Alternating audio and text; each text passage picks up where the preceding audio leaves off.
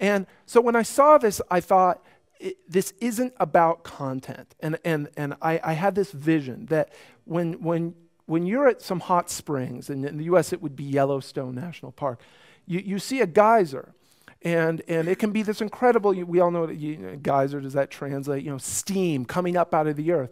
And you think, this is an incredible phenomenon, this right here. But the fact is, as we now know, hundreds of years after the first geysers were seen, is that geyser is just an indication of something that is underneath the earth and is emerging all over. So I went and I gave my speech, and it was very half-baked. It was sort of a behind the reporter's notebook.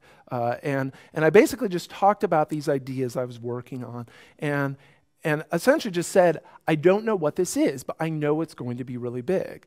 And so I went back to the hotel room immediately afterwards, and I called my editor, and I said, there's something going on here. It's kind of like outsourcing, except it's outsourcing to everyone. And he said, it's like outsourcing to the crowd. I said, it's crowdsourcing.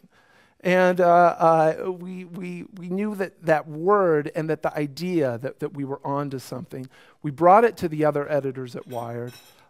They were a little leery of what this might be because it sounded like an idea without a story yet. We didn't have a story. We had the idea.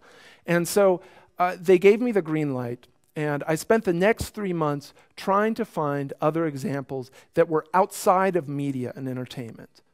And I succeeded. The article came out called The Rise of Crowdsourcing in June 2006, and it immediately struck a nerve. That word, crowdsourcing, as of, say, May 15th, 2006, there were 3 hits on Google for it, and they were all people who either worked at Wired or was sleeping with someone who worked at Wired. And within 2 weeks after it went online, there were 200,000 hits on Google, and within about 2 or 3 months, there were over 1 million hits. And it's more or less stabilized around 1 million. It's become a term that people use to sell their business proposal, that journalists have written about to identify a growing trend. What I know is not that crowdsourcing is new, but that there was something going on, that all these geysers were coming up all over the place, and no one had people had words for the geysers, but no one had a word for what was underneath it. And so that word, to a large extent, has become crowdsourcing. There's certainly other terms that start to describe it, but since I coined crowdsourcing, that's the word that I like. So I want to talk a little bit about what crowdsourcing is, and emphasize that this predated the word. One of the things I love about crowdsourcing is that this did start, it's not so much that it started with the kids, although that's often the case. It's that it started with people who wanted to do something other than make money. Not that they were against capitalism, but that they simply were trying to serve their community. This is something that emerged organically. It didn't come out of an MBA program or from a consultant's workshop, or even a single entrepreneur who thought, this is a great way to make a boatload of money. It started with people like Jacob DeHart and Jake Nickel. So the Jakes, as they're called, they're sort of an indie rock version of Laurel and Hardy. One is short and stout, and the other one is tall and skinny. Met in 2000. And they were both college dropouts, around 19, 20 years old. And they loved 2 things. They loved graphic design, and they loved T-shirts. And they met, appropriately, at an online T-shirt design competition. The idea was people submit their designs, a judge picks who's best, and that shirt goes down in history as the one that was made. It was held annually.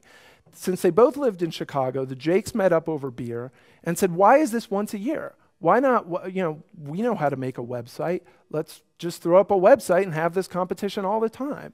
And what they were trying to do wasn't make a living, wasn't avoid college. They just they knew a lot of other people who liked the same things that they liked, T-shirts and graphic design, and they just wanted to serve that community. So they threw up a website, and it was very bare bones. It was operated out of Jacob DeHart's bedroom. And the basic format was this. People would come, they would design T-shirts, they would submit the designs, and those designs would be posted. Now, to pick a winner, they did something that I think of as the Jake's fateful decision. Now, if this had been 5 or 10 years ago, there's no question how the Jakes would have picked a winner. They would have picked it themselves, or they would have had some celebrity designer come in and choose who the winning T-shirt was. But among the many magic tricks that the internet has performed, it's created a reversal in the way things were. It once was that centralization was easier than decentralization. That autocracy was easier than democracy. You had to work to create democracy. But the internet reversed this. It's harder to contain information. It's harder to centralize, and it's easier to decentralize. And